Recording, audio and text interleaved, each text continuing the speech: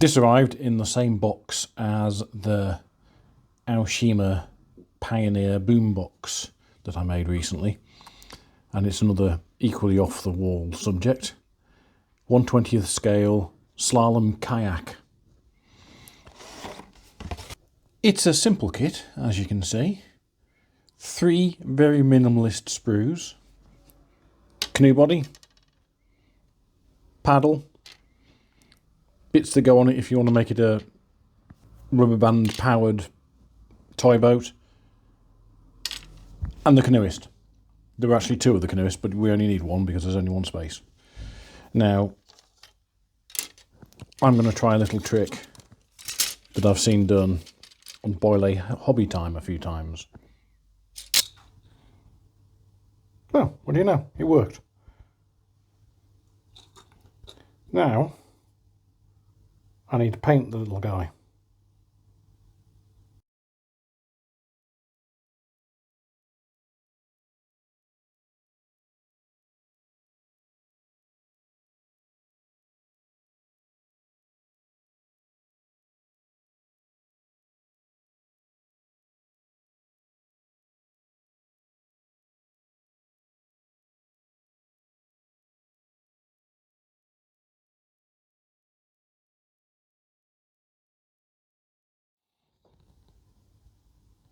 I'm not a great figure painter yet, but then I don't think this face was ever meant to be properly painted. So I've done a pretty good job for what's almost the first time doing any figure painting. Still can't work out what his expression is.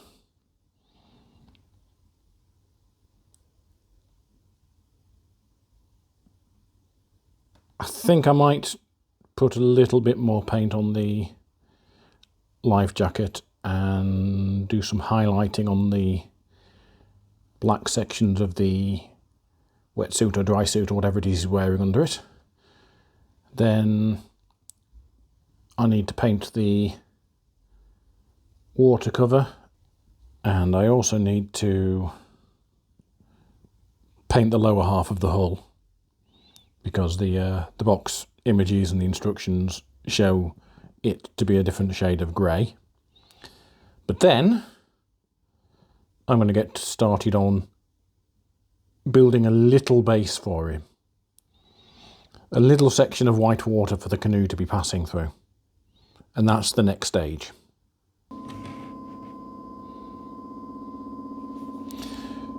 This is an art board from my local art shop from Fred Aldous in Manchester, rather than a picture frame, which is a more traditional way of starting out for a base. I packed it with some expanded polystyrene and then put flex paste on the top, actual stone from somewhere along my own road, and we've got our canoeist currently without a paddle, because that's the way things are. Passing through it, and I'm going to start and paint it now with a bunch of pound shop acrylics, and then I've got an idea for giving the water some extra depth, which I'll get into in a little while. Time for an experiment. I want to get some body to the water. So I'm going to use some of this with a little bit of the blue in it. Put a level up, put some on, and see how it comes out. And if it works, a couple more levels just to get a semi-transparent body to the water. What I'd hoped would happen would be that the gel would give a little bit of transparency to the paint. Now, this hasn't completely dried, so there's a chance yet that it may go a little bit more transparent.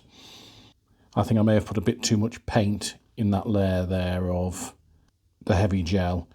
So here we've got some of just the gel itself. I'm going to see if it clears transparent, and if it does, I'm going to wash some dark blue over this to get it into the air, into the lower areas to give a sense of depth, then a layer of the gel itself. Then I'm going to stick the canoe in it, glue it in with some 2-part epoxy, which should set clear, and give the impression of water, and then give a few more layers of the gel.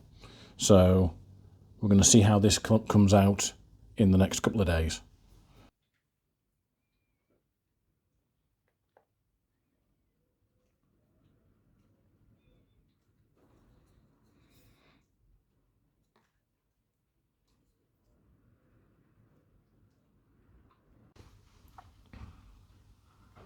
I've committed now. The canoe is in place, it's glued, 2-part epoxy.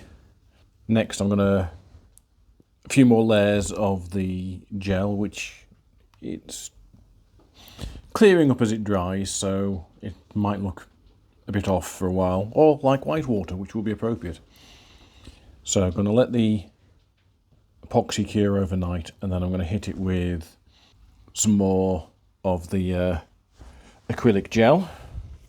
Then a little bit more detailing with UV setting resin, with the canoeist in it, and this has taken a lot longer than I expected, but then it will be ready for display. And there it is,